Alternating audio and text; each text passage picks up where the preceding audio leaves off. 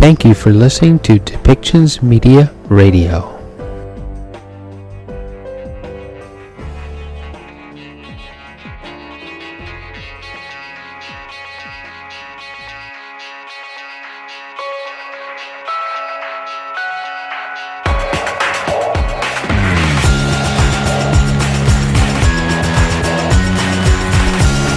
Welcome to Policy and Rights, the show about government policy and human rights.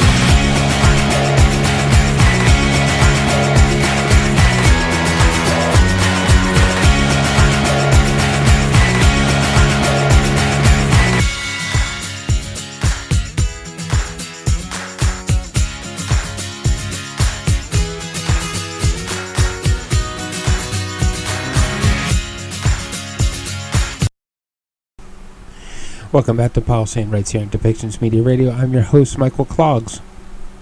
This next episode, we're going to hear from Anita Anand with as she joins NATO, and she's talking to the NATO leaders and membership about how Canada is helping so much with NATO, how they are supplying ships and equipment to the NATO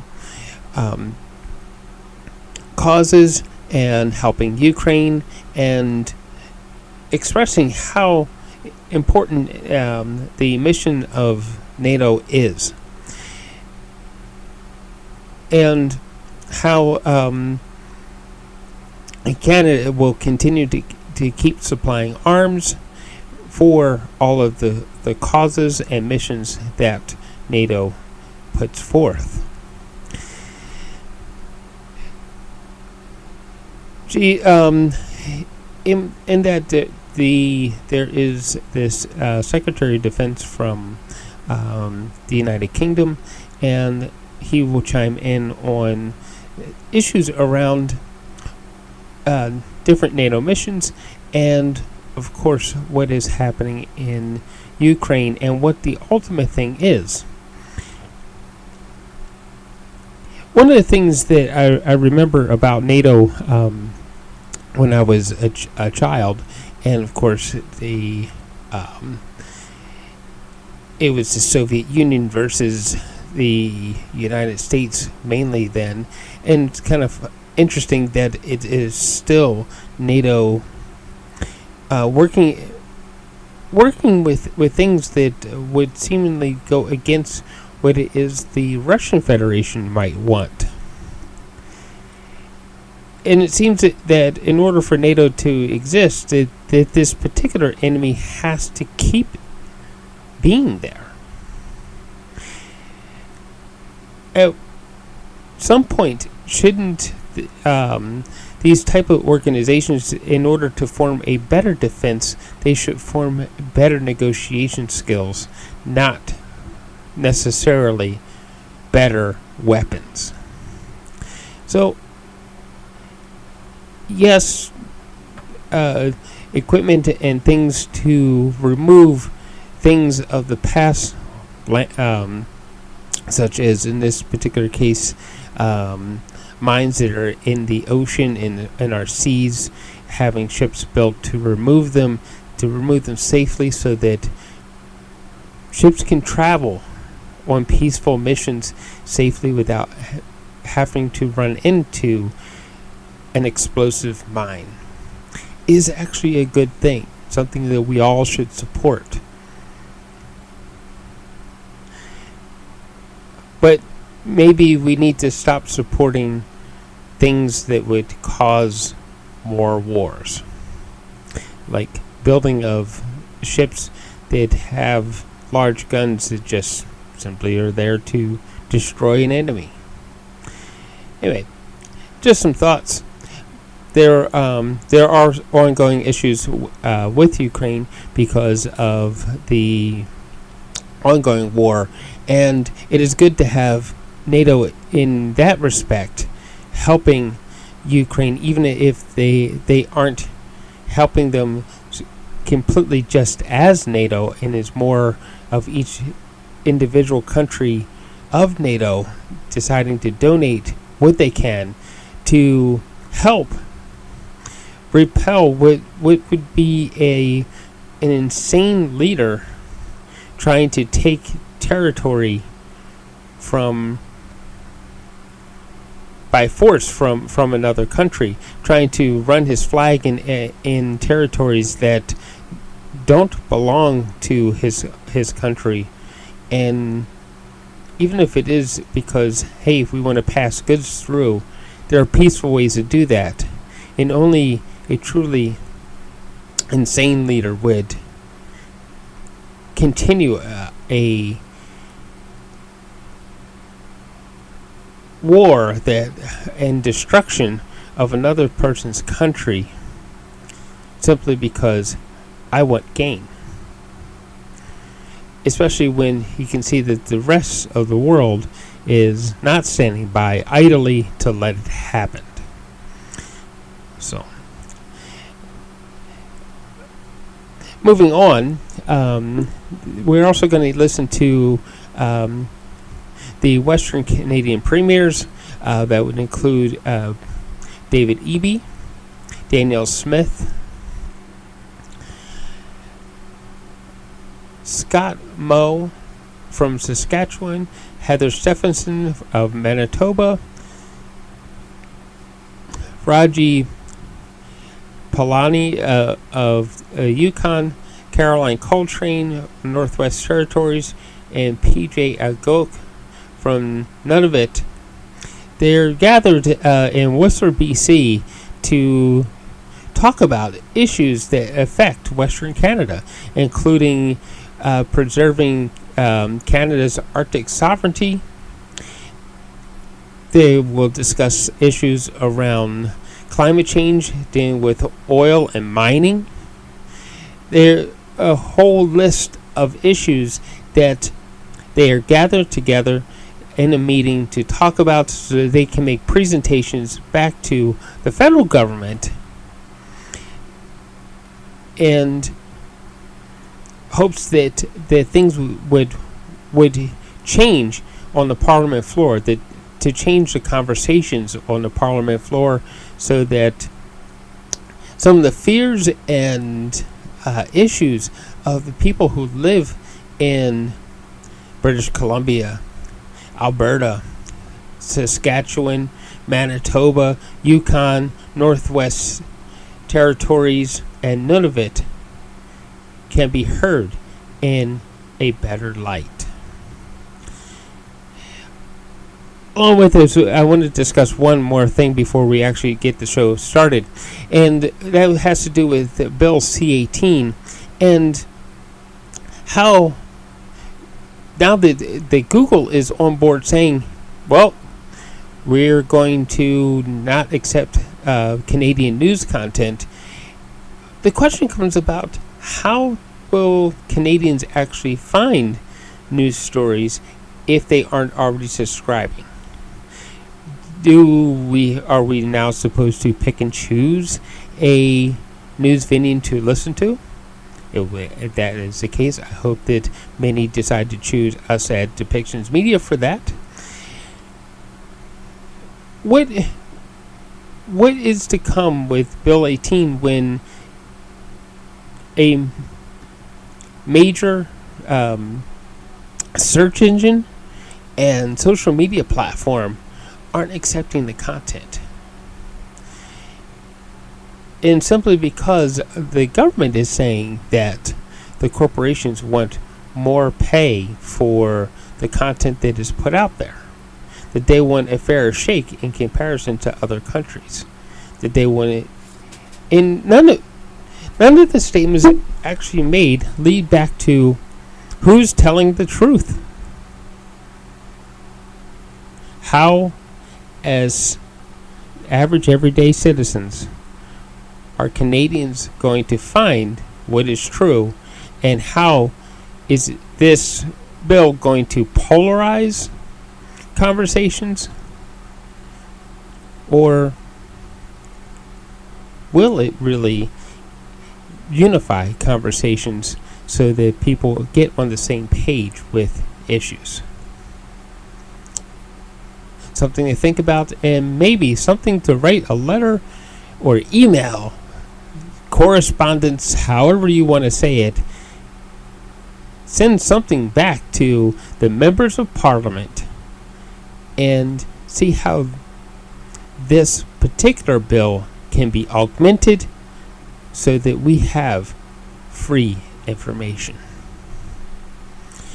So let's listen to today's show, and we're going to start with Canada and NATO.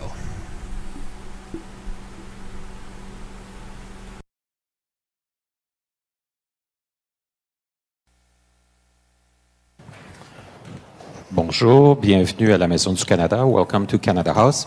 So we will get this presser going. We will have introductory remarks both from the Minister and the Secretary of State before opening for a Q&A session. So, Minister.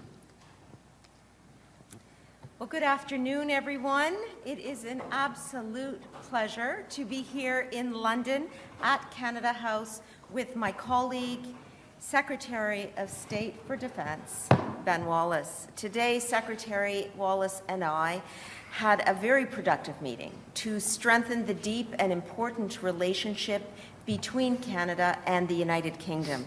Our alliance is long-standing and unbreakable. Canada and British Armed Forces have fought side by side in some of the most pivotal battles in modern history to defend the principles of democracy, peace, and freedom. These are not just empty words. These principles are the foundation of the rules-based international order that has kept us all safe since the end of the Second World War. But these principles are increasingly challenged by countries such as Russia and China, who wish to upend the rules-based international order for their own gain. And as the challenges facing Canada and the United Kingdom accelerate, so will our collective response. Thank you, Ambassador Vadim Pertishko, for being here with us today. I want to turn now for a moment to discuss Ukraine. We will continue to support Ukraine as it defends its sovereignty, and as it has had to do for over a year now after Putin's unprovoked, unjustifiable, and illegal invasion. In fact, since February of last year, Canada has committed over $1 billion of military aid for Ukraine. And as we recently announced, we are adding another $500 million in aid to Ukraine. Canada has committed hundreds of armored vehicles, 8 Leopard 2 battle tanks, a NASAMS air defense system, artillery ammunition, and so much more to help Ukraine defend itself.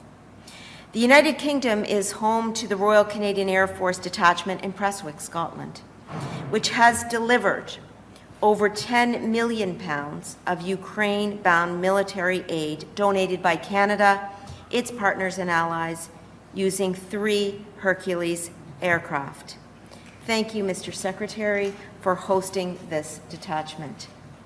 Through Operation Unifier, the Canadian Armed Forces have trained over 36,000 Ukrainian troops with the skills that they need to defend their nation, including right here on British soil in collaboration with the UK's Operation Interflex. At Camp Lyd, Canadian and United Kingdom armed forces work hand in hand to train Ukrainians. Canada will continue to stand alongside our allies in support of Ukraine for as long as it takes. Our two countries are both leading members of NATO. Canada routinely deploys Royal Canadian Navy ships under the command of NATO Maritime Command based in Northwood, right here in the United Kingdom. Today, I am happy to announce that His Majesty's Canadian ships, Shawinigan and Summerside, based at CFB Halifax, will be the next 2 Canadian ships to deploy on NATO maritime operations. The two ships will deploy from Halifax on July 3rd to join standing NATO Mine Countermeasures Group 1 on Operation Reassurance. This NATO Mine Countermeasures Group was established in 1973 as standing naval force channel to clear World War II mines from the English Channel. In addition to our efforts at sea, we are going to continue to be part of this high readiness task group with a long history of clearing ordnance from the seas, making maritime routes safer for all maritime activity. This deployment demonstrates Canada's ongoing commitment to NATO's high readiness, continued at-sea presence, and the Royal Canadian Navy's leadership on the world stage to strengthen security throughout European waters. This deployment will mark the first for HMCS Shawinigan and the second for HMCS Summerside on Operation Reassurance. Both of these ships have clearance diving teams and mine countermeasure search capabilities using autonomous underwater vehicles. Aujourd'hui, j'ai le plaisir d'annoncer que les navires canadiens de Sa Majesté Shawinigan et Summerside, basés à Halifax, seront les deux prochains navires canadiens à être déployés dans le cadre d'opérations maritimes de l'OTAN. Les deux navires quitteront Halifax le 3 juillet pour se joindre au premier groupe permanent de l'OTAN de lutte contre les mines dans le cadre de l'opération Reassurance. Ce déploiement démontre le dévouement continu du Canada à l'OTAN et le leadership de la Marine royale du Canada sur la scène mondiale pour renforcer la sécurité dans les eaux européennes.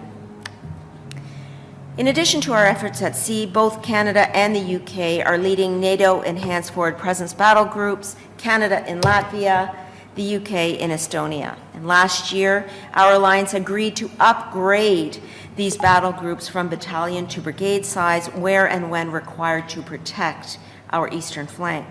As part of these efforts, I announced earlier this month that Canada will deploy 15 Leopard 2A4M battle tanks to Latvia, as well as supporting personnel and equipment. Our commitment to NATO is ironclad, and we will always do whatever it takes to defend every inch of NATO territory. In closing, Canada and the United Kingdom share a deep and historic relationship, forged on the battlefields where we defended the values of peace and freedom for all people. Our countries have an unbreakable bond and an abiding faith in democracy. This relationship is resolute and will serve our people well long into the future. Now I will turn it over to you, Mr. Secretary. Thank you. Thank you, Anita, and thank you for visiting.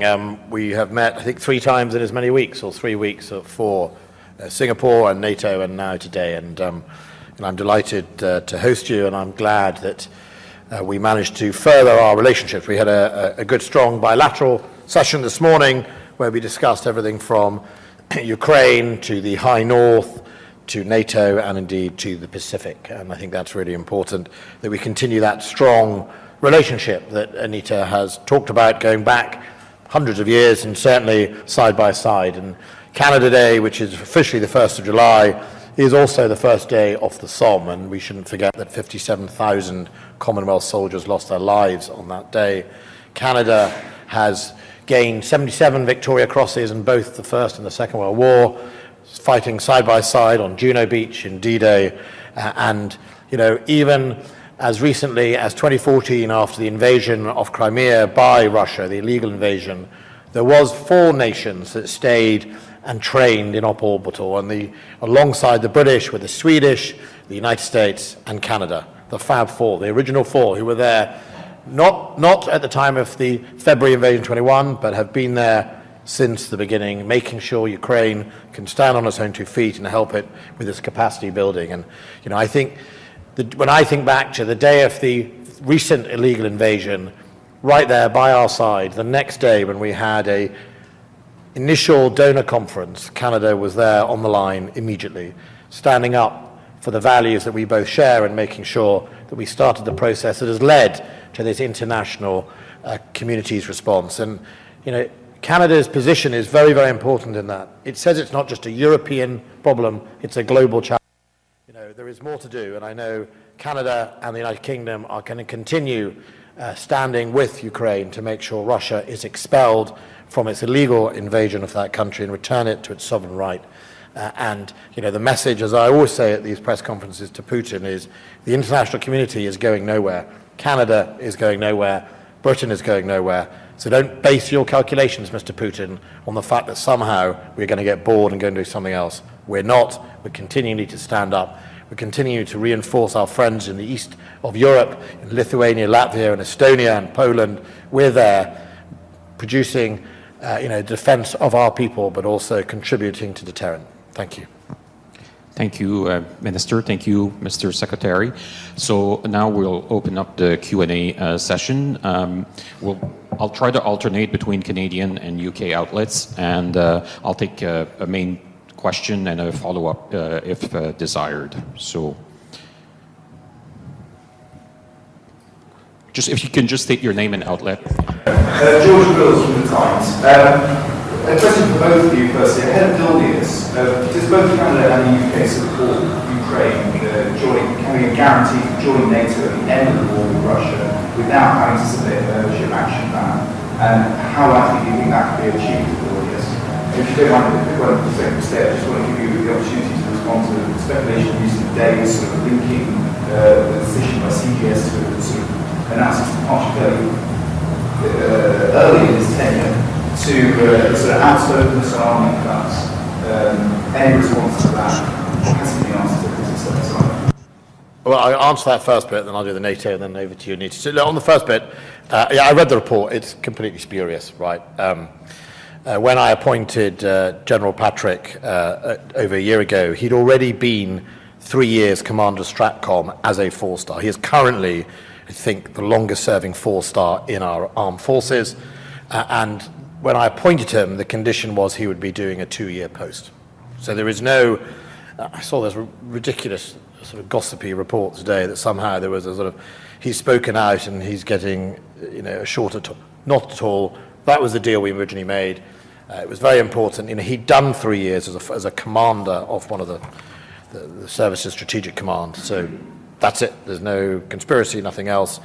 And yet, yes, as a general, he's made it clear his views, but I've made my views are in support of him, that the army needs modernization. And I noticed his comments at Russia about antiques or whatever, which is why he's got £40 billion for his army modernization program of his equipment. It's why, since I've been Defence Secretary, they've had a 20% real-term increase in their budget of equipment. It is why they have a greater proportion of spend in the department than they've had before, because the army needs modernising. So, by all means, we can criticise the state of the army that's been inherited, but you can't criticise that this government's determined to modernise that army and bring it forward. Challenger 3, Boxer, I've fixed Ajax. Ajax is now being delivered to the frontline units to start their training. The purchase, very quick purchase of Archer to replace the AS-90s when we donated them from Ukraine. AS-90 was out of date. We needed to start the next process. All of those things have taken place under my watch and General Patrick's, and they will continue to do so. There are decisions around longer-term deep-fire platforms, decisions around, and indeed, I can give you another one, the Apache E grade that we've upgraded. A lot of money gone into the army. It'll be a very modern army, but it has to do that time to get there. On NATO, look, Britain's position, going right back to, I think, Bucharest, was that we believe Ukraine should be able to join NATO. Obviously, other members what was less than 30 then, but a number of members had a different view, and NATO can only go forward in a unanimous position, but we started the process. That's why we were there in 2014, partly to help Ukraine's NATO capabilities build and its capacity so that it would start on that program. I think it went from associate member, and then the next discussion was membership action plan. Obviously, Sweden and Finland didn't have any of that, and I think that opens a very fair question about should at Vilnius we just skip that and say that subject to other conditions, Ukraine should be able to come in and join. After all, they're going to have the most experienced land forces in Europe. and probably one of the most heavily armed countries in Europe, I think we should absolutely look at skipping the membership action plan. But of course, we have to put some realism in this space that there are 31 members of NATO now, and we have to all move together. But yes, the direction of travel should be towards NATO membership, but I can't promise that at the Vilnius summit you're going to resolve those 31. What I think we could be able to do is remove more barriers for Ukraine, so that when this is over, Ukraine moves towards more security guarantees, more support. And right now we are working in the United Kingdom on a range of issues to ensure that after this conflict, Ukraine is safer. Along those lines, Canada and Ukraine share a bond and a friendship that is long-standing. We have 1.4 million Canadian Ukrainians in our country, and the people-to-people ties, the bilateral ties, run very deep. In 2015, when we started Operation Unifier, we did that because we wanted to continue to ensure that Ukrainian armed forces had what they needed in order to ensure a repeat of 2014 in Crimea did not occur again. And under Operation Unifier, we've trained over 36,000 members of the Ukrainian armed forces. And I paint that picture for you to highlight the strength, the longevity, the importance of the relationship between our two countries, Canada and Ukraine.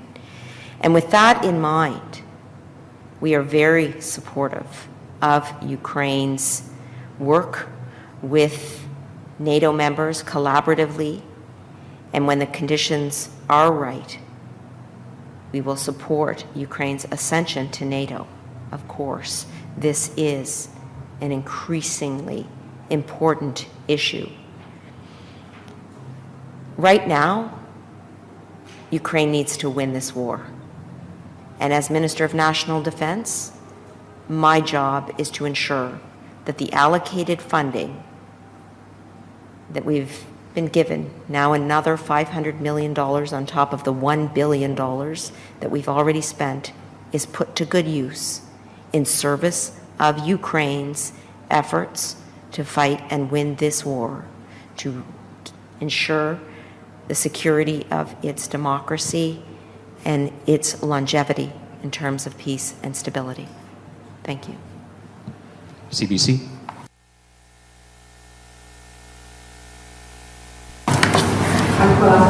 Secretary Wallace, with regard to NATO's 2% target that we're consistently talking about ahead of the summit, is there any frustration at all in London about Canada's military spending? We know Minister Anand has said that there has been an increase, but is that increase enough given the invasion of Ukraine? No, I think the first thing is to make sure that we're all moving in an upward direction.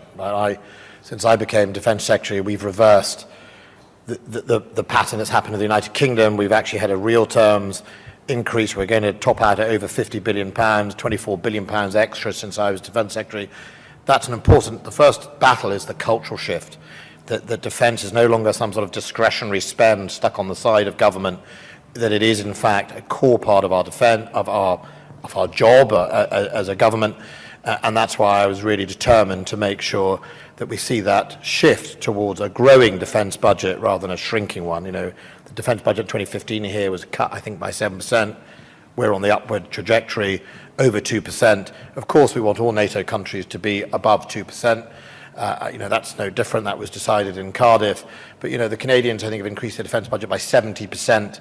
That's a significant uplift. That's the right direction to go. And I think, it's for individual countries to decide when they're going to get to that target, and that's up to them. But ultimately, the key here is if we all spent our 2%, we could deter Russia and any other adversaries better. But, it takes time also to grow armies and defence. If someone gave me a cheque tomorrow morning for billions of pounds, it wouldn't actually be able to just spend it, right? You can't buy a warship in a year. You can't buy a missile in a year. You can't recruit and train another brigade in a year. It takes time. So the key for us as an over 2% country is to see that the direction of travel is up. Of course, I will say to my friends in Canada and in France and in Germany and in Denmark and in all those other countries that are not at 2%, you should try and get there. Because also, you know, the United States, as a big contributor, is quite clear that it believes that contributions matter, and also the United States, as we can see when it discusses the Pacific, is thinking about its liabilities. You know, America is on the hook for 300,000 plus troops towards Europe and NATO. I'm quite sure if I had that liability as a country, I'd be encouraging other people to burden share. So, but look, the direction of travel, 70% up. You know, a rising tide is important, and I think that's the first plank and very key. Okay. Alistair Smith from Reuters. I was just wondering if you had any reaction to the news coming out of Russia about general detention of General Minister Anita, and if you thought at this early stage, you had any thoughts about what impact that might have on the value of the No, I am, well, first of all, I've just seen, like you, in open media. I don't know what's happened to any of these people. Obviously, Mr. Prigozhin has gone off to Belarus for a summer holiday, and Wagner has dissipated. I think what I would say is, you know, from a UK point of view, if General Gerasimov and Minister Shoigu are still in charge, then the huge amounts of failure they've delivered on the battlefield will no doubt continue. And, you know, if it means Laurel and Hardy are still running the Russian armed forces and campaign, then that's to the benefit of the Ukrainians. Well, my view is twofold. First, what happens inside Russia is particular to Russia. My focus is on Ukraine. My focus is ensuring that we're continuing to support Ukraine with military aid and equipment. Canada is the largest donor per capita in the G7 in terms of financial aid. We've contributed over $8 billion in financial, military, and humanitarian aid. My focus has got to stay on Ukraine's winning this war, and they are showing gains in the north, in the east, and the south, and showing incredible resilience. And around the NATO table, our job is to continue to support that effort. Thank you. Global. President Shannon, Global News. Has Canada or the UK or the Ukraine Defence Contact Group made a concrete dollar amount estimate of how much money you think will be needed in military aid in the future to help Ukraine win this war on its terms? No. We have a lot. I mean, it depends on the options, right? I mean, there is a range of options you could do to help Ukraine. How much do you want to gift? How much does Ukraine want to buy? How much do you want to loan? How much physical support you want to give through training or troop? I mean, it's what we have examined is a range, and the problem is the range is vast. So, and also how many international partners you have doing with it. So, I think the key here is we have to make sure we support Ukraine's economy and that it remains viable. And all the way through this, the toughest task President Zelensky has faced is how to balance keeping his economy going with fighting the war. Because those are the two ways you can fail. Either the military invasion of Russia was successful, or the economy collapses and Ukraine then effectively has real other challenges. And so that is a task I don't envy, but you know, he's managed to do that. And that will obviously dictate the cost and the scale of the support required for Ukraine after this war. But there's no point me speculating on such a broad element. And I'll just add to that by stepping back and taking a look at the actual process that these 50-plus countries undertake when they're around the Defense Contact Group table. What we do as a group of collaborators is to ensure that we are filling the gaps that exist in the military equipment and defense needs that Ukraine has. So at every meeting, we will have a broad-based discussion about what is needed at this time. And if you look at the military aid that has been provided over the course of a year and a half, it has certainly shifted to some extent, beginning with things like sniper rifles and ammunition for those rifles, fragmentation vests and food packs, and moving towards more and more complex types of military aid, armored vehicles, M777s, artillery for the M777s, NASAMS, defense systems, and Leopard 2A4 main battle tanks. And so it's not so much about putting a specific number on a vast array of different types of military aid needed in the moment, so much as it is to suggest that at a very broad level, we are all committed to supporting Ukraine in the short and the long term. Thank you. I have a question for the Defence Secretary. Sky News has reported extensively on allegations that the RAF discriminated against white men in its recruitment policy. We're still awaiting the publication of an investigation into the resignation of the head of recruitment over what she did.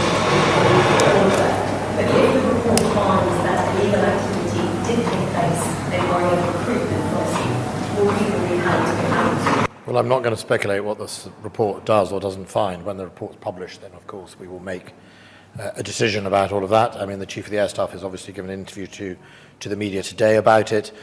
He's apologised. He's recognised that they did discriminate, that the 31 individuals will be compensated, and that the other point to note is that while the whole thing has been, I think, a significant error and indeed a cause for regret of the RAF, they didn't lower the standards. They discriminated against those people that were applying who were above the standard. So our military output wasn't put at risk.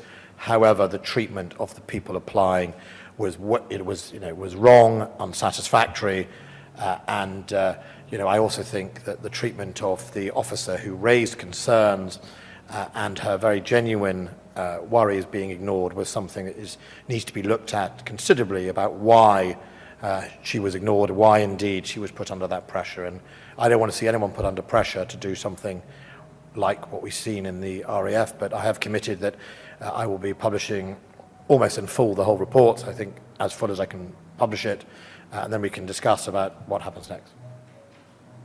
Global Mail. Only from the Global Mail in Canada. Both talked about the West's sustained commitment to Ukraine through this war, but how do you make that case to the public, to taxpayers whose attention is waning, it's cost of living, inflation in this country, security, wildfires in Canada? How do you convince people that Ukraine is still worth the fight and the payment of the cost? I can't talk for Canadian public opinion. British public opinion is about 72% in favour of Ukraine. It's not waning here. I mean, I know I've had endless questions from the media for the last year about waning support, but the actions speak louder than that speculation. The actions show a high level of support. Government itself has support, another £2.3 billion to support Ukraine. The direction of just look at the direction of travel of the international community. We started this whole thing with debates about whether or not we should put handheld short-range anti-tank weapons, and now we're standing here discussing Leopard tanks, we're discussing long-range fires, we're discussing F-16s, we're discussing a range of weapon systems, Storm Shadow systems. So the evidence shows that the opposite. But I think if I was talking to my constituents in Preston, and I'd say, why should you support? Well, look at your fuel prices, right? Number one, Russia using energy blackmail is one of the reasons you have fuel prices like you do. That's why you're hurting under inflation. Secondly, breadbasket of Europe, Ukraine. When Russia attacked Ukraine, look what it does to the grain price. Your shopping basket is more expensive because of Russia's activity. And we need to make sure that is stopped so we can try and get back to some stability. And number three, Russia is directly trying to go after the very values that you and your family believe in. And if they are successful in Ukraine, he won't stop there. And I think that's important as well. Now is the time to realize That sometimes freedom is worth fighting for and freedom is worth funding. Freedom isn't free, as it says on the Korean War Memorial in Seoul.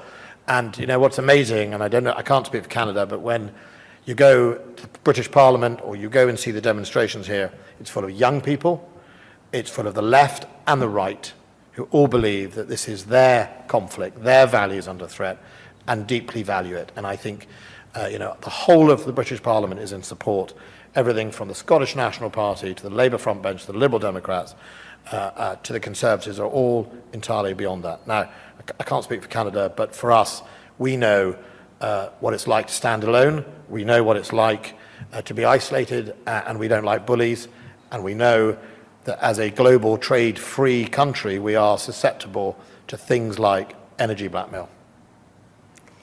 Across our country, we see Ukrainian flags flying from porches, flying from cars, worn on lapels. And Canadians understand not only the importance of assisting Ukraine in its time of need for the purpose of Ukraine's sovereignty, they also understand that Ukraine's sovereignty and democracy is our own sovereignty and democracy. That if we stand idly by and allow Putin to redraw maps and walk across borders claiming territory that is not his, then we aren't living up to the values that our forefathers and mothers fought and died for.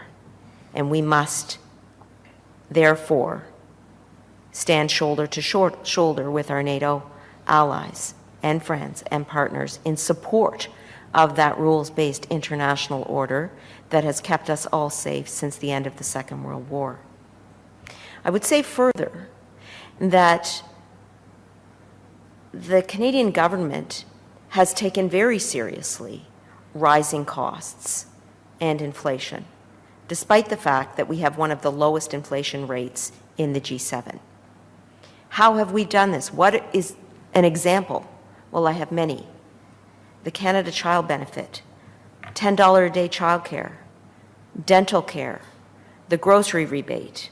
We will continue to be there to support Canadian families, especially in times of economic need, while at the same time support the principles of democracy, freedom, and peace.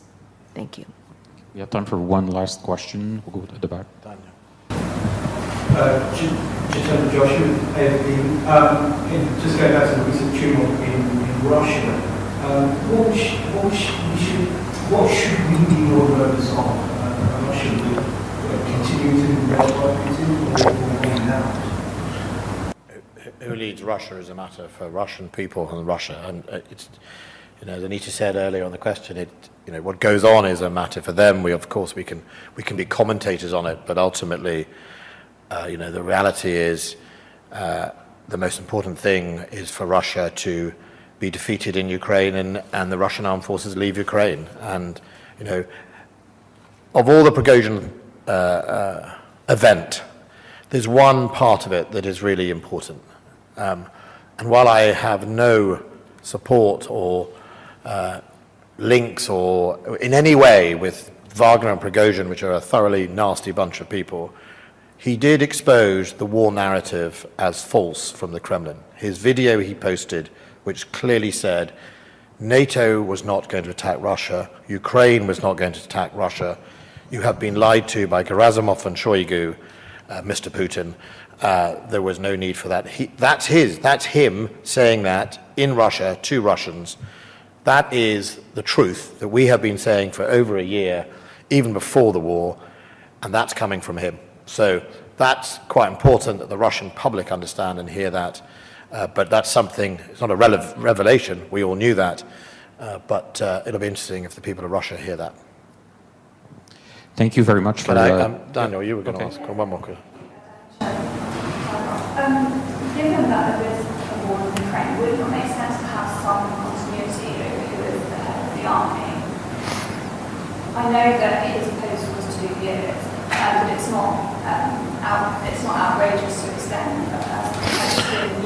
worked so closely on Ukraine, delivering tanks, etc. I think people are wondering, you know, this person has done such a great job, wouldn't it be worth keeping him there to show, you know, strength? Patrick Swan is an outstanding and a first-class general. Right? He's brilliant. He has a great record, an operational record. He led the Strategic Command, as I said, for 3 years as a 4-star. He has now led the Army. But look, we're an organisation of 240,000 people. Ministers come and go, right? Generals come and go. That is the nature of our armed forces. The fight against Russia in support of Ukraine has been carried out by a range of people. And you know, I don't think that, you know, interrupting the normal scheme of things would necessarily will make a difference. Right? Ultimately, I'm confident that the quality of the generals we have that I will be interviewing for the post will be able to continue to deliver the same effect as required. And of course, remember how the services function. The services are there to generate the forces to meet the tasks set by the centre. And the tasks are set by, effectively, the Secretary of State alongside Chief Defence Staff and the others, other generals who then carry those out. So look, I'm very confident that whoever were to replace General Patrick will be able to continue his excellent work. And I'm also very confident that General Patrick has contributed amazingly to not only the Ukraine, but the overall reform and modernisation of the Army. But I don't think you should have a concern that changing him out on an agreed timetable already is it's not a reflection on him, and it is not going to undermine in any way our military response to Ukraine. Okay, thank you. Thank you for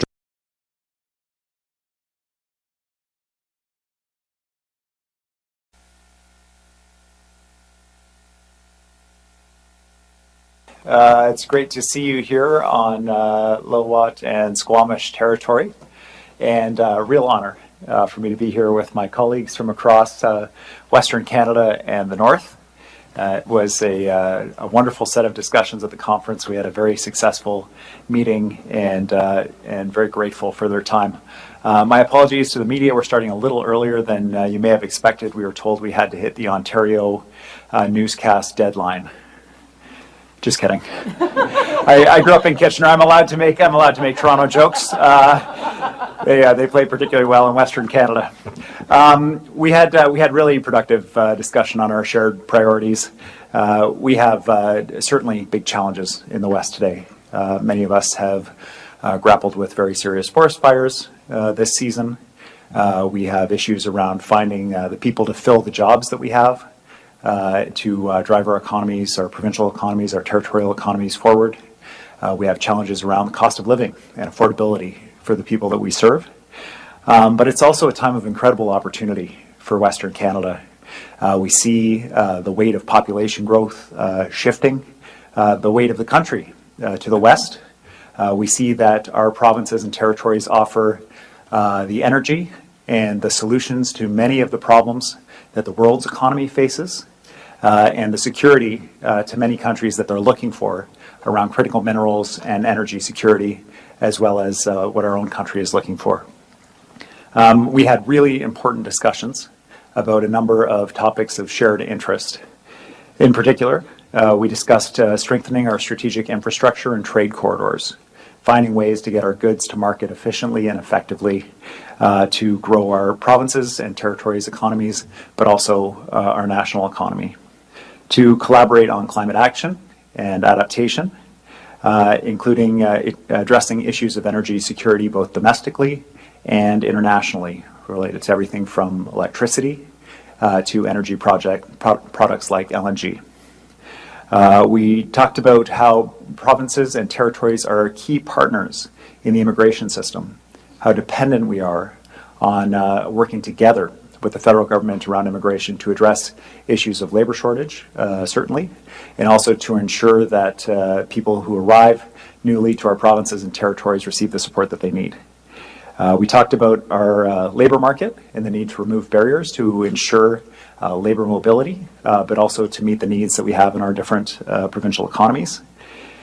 The premiers from the North talked about the critical importance of Arctic sovereignty and preserving Canada's Arctic sovereignty, and it was that priority on that agenda item was supported by all premiers, as we recognize the importance of a free North and a sovereign North that is a critical part of Canada and is of interest internationally right now, especially following recent events. Finally, we discussed crime and the bail reform bill that was not passed at the federal level, and our shared urging to the federal government to prioritize the passage of that bill, and our shared deep disappointment that that bill was not passed in the recent parliamentary session. The last few years taught us, through the pandemic certainly, that we can solve big problems if we work together. And while we're not going to agree on everything, we are politicians first of all, and we sometimes have challenges finding points of agreement.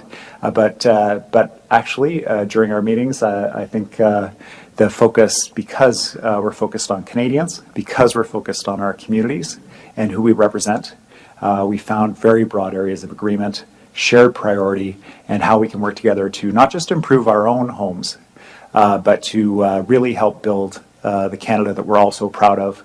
We're all so proud to be a part of, and that Western Canada, we believe, will provide such prosperity to going into the future. So with that, I'd like to open it up for questions from the media. All premiers are prepared to answer questions, and I'll pass it over to our MC. Thank you very much. A reminder to media on the line, please press *1 to enter the queue. You will be limited to one question and one follow-up. We will begin with media here in the room. Our first question comes from Richard Zussman, Global News. Premier Eby, you speak about growing pressure on Western Canada due to the population shifting west. Is there a call from the premiers here to change the way that projects are funded from Ottawa to better compensate for that population growth or growing pressure to this part of the country? Well, I'd certainly invite another premier to weigh in as well. But my feeling was, from our conversations today, that we see huge opportunity in the growing numbers of people that are choosing to live, in particular in Western Canada, in the north. But we also see challenges that come with that if that's not done in a thoughtful way. That the need for the federal government to work with us to ensure that we're targeting immigration that helps address pressures that we see in our labor markets. So in British Columbia, certainly around construction, around childcare, skilled trades. We all discussed the need for healthcare workers, making sure that we're leveraging immigration and in partnership with the federal government to make sure that we're growing our populations, but also growing our economies. And the only way we can do that is to do it in a coordinated way. The second piece that stood out for me from the conversation was how critical it is that the supports are in place for new arrivals. We talked in particular about new arrivals from Ukraine and making sure that they have the support that they need when they're arriving in provinces under that special federal government program that is going to be renewed in mid-July. And treats that particular population differently than other refugees coming to Canada. And so making sure that there are supports there, not just for Ukrainian refugees, but for new arrivals generally, including international students, temporary foreign workers, and others under federal programs, including people immigrating through regular pathways, is critically important for all of us. I wonder if there's another premier that is interested in sharing a perspective on the immigration issue. The only other thing I might add is the importance of having per capita funding with no strings attached, so that each jurisdiction has the ability to identify the projects that are important to them, so that they can continue to grow with their needs. Acknowledging that small jurisdictions like the territories need a special arrangement so that they can ensure that they've got the funding support. We're also interested in equivalency and fairness. I think that if the federal government wants to help support those projects, they need to be mindful of providing some kind of equivalency in each jurisdiction. Those are some of the other issues that were raised. And to the point of equivalency, and this may be for Premier Smith, I'd also like to hear from Premier Eby on this as well. Is this more money to Western Canada and less to Ontario and Quebec, or is this more money for all provinces from the federal government? How would that sort of breakdown work, considering the pressures we're feeling here in the West that may be different than what they're seeing in Ontario and Quebec?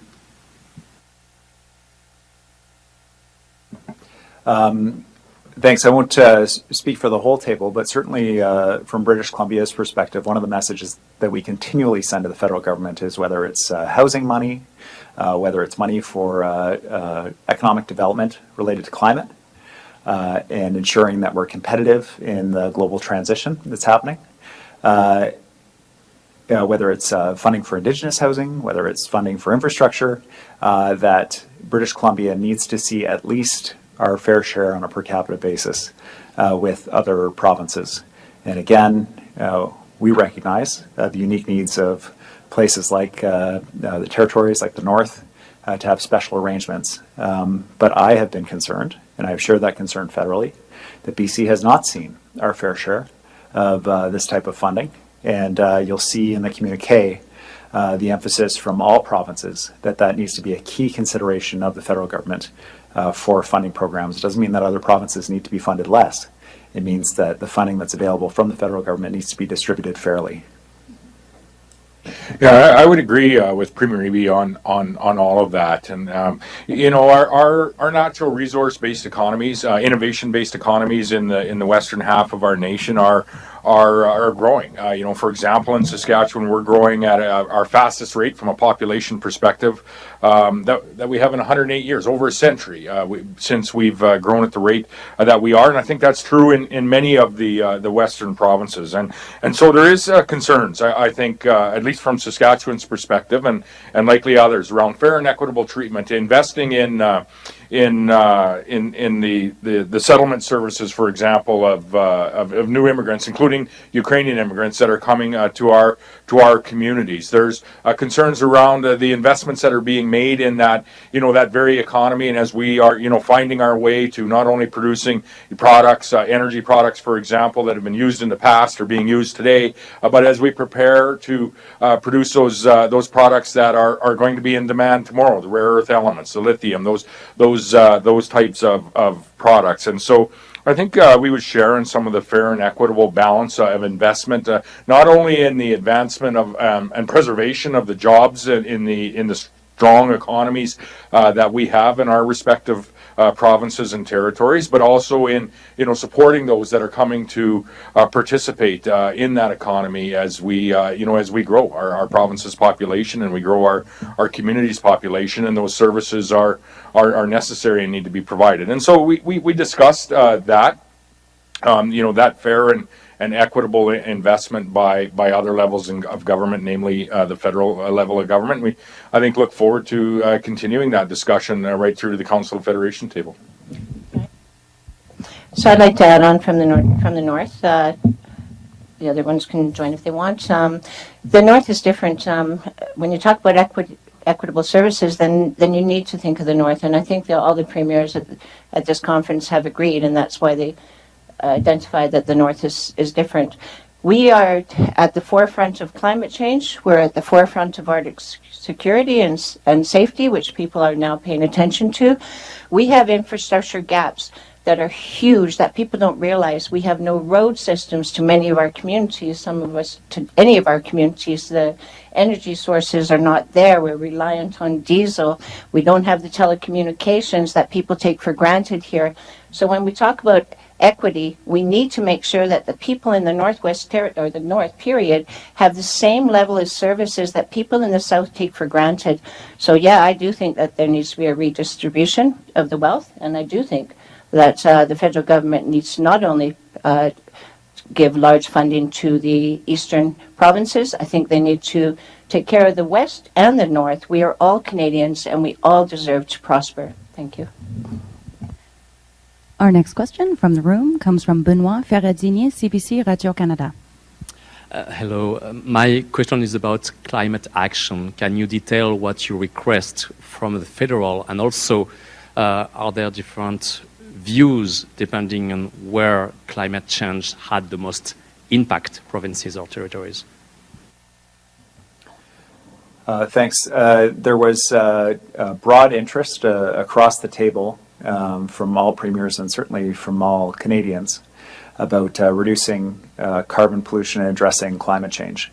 I would say that there was certainly some anxiety around the table from premiers, from some jurisdictions, particularly around timelines related to decarbonizing the electrical generation systems in their provinces. British Columbia is fortunately in a position of having a lot of hydroelectricity and the ability to support jurisdictions other than ours. So certainly part of the conversation was how do we support each other in sharing our strengths. And one of those that British Columbia was able to put on the table is if we can find ways to intertie with, for example, with the Yukon to support them in their efforts to access more electricity to grow their economy and decarbonize their electrical grid, then that's very good news for everybody. And so that was what my takeaway was from the discussion, was that we need to look to each other's strengths to support each other in the work that we need to do, and that the federal government in their programs needs to look at each province in terms of our strengths and also where we're going to need additional support and consideration for the unique positioning of our provinces. I wonder if there's another premier that is interested in. Sure. I mean, I can weigh in as well. I mean, obviously, it won't surprise you that the $13 billion investment in Ontario's battery factory and the Atlantic Loop and the significant investment came up. And we've got equivalent investments that need to be made in Western Canada. We've got carbon capture, utilization, and storage in Alberta. We've got hydrogen. We've got various jurisdictions exploring small modular nuclear. We've got the strategic infrastructure that needs to be built in the northern communities with ports, as well as rail access so that we can get critical minerals to market. And so seeing that the federal government's prepared to make those kinds of investments in Eastern Canada is fantastic, and we support those kind of investments. That's what I'm talking about with equivalency, is that there has to be a recognition that if we're going to address these issues, we have to address them in different ways in each jurisdiction, and there has to be a similar amount of interest and investment from the federal government.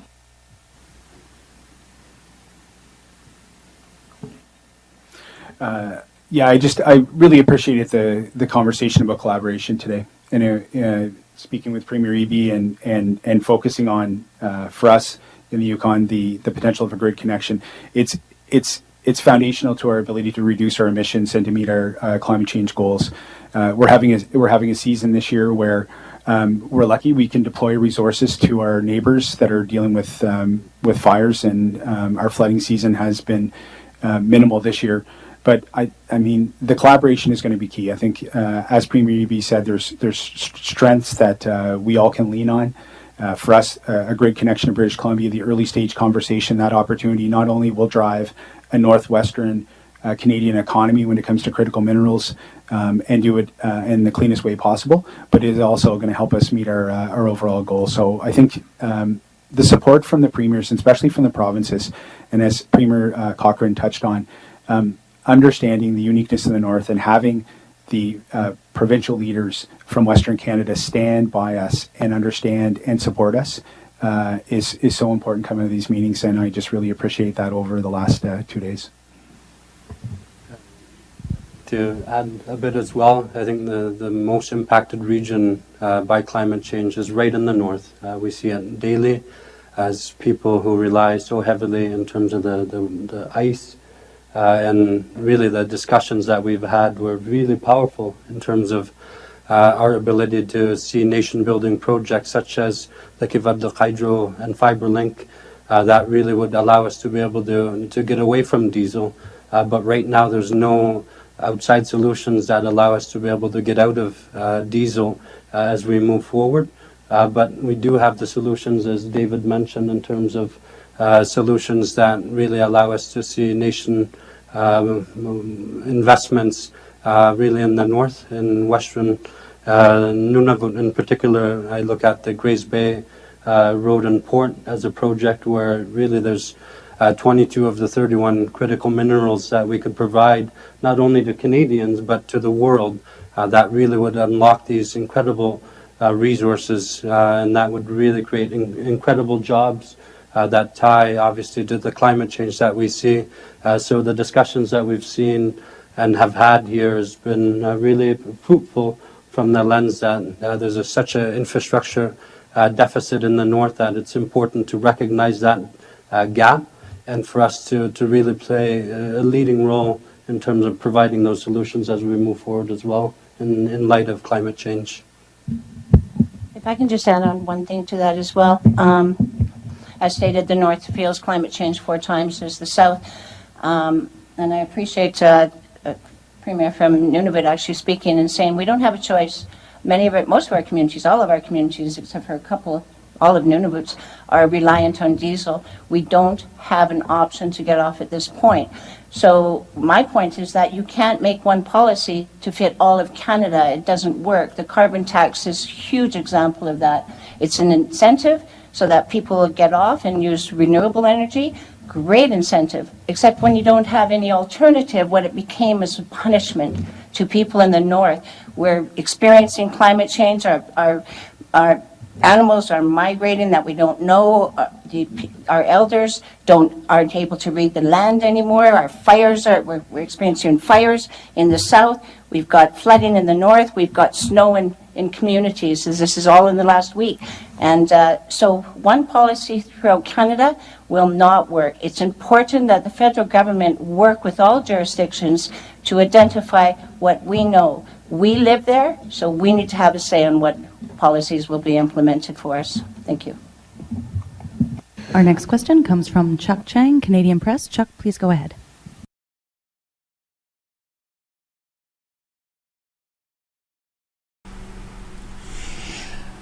Oh, thank you for listening today, and I hope that these podcasts are actually finding you, and that they are helping you learn something about what is going on in our world and how our country is being run, and what is really going on. We need to question everything until we find what truth is. Question it and keep questioning things until we find that bottom line. We hope also that by sending these podcasts out into the ether world that is the internet, that we're spreading a message that says we need to all listen to each other, talk things through, put an end to war, free up the information so that we all can have it and hear it, and maybe cause a little equality in our world for future generations. Please find that subscribe button wherever it is so that you can get continued information from us.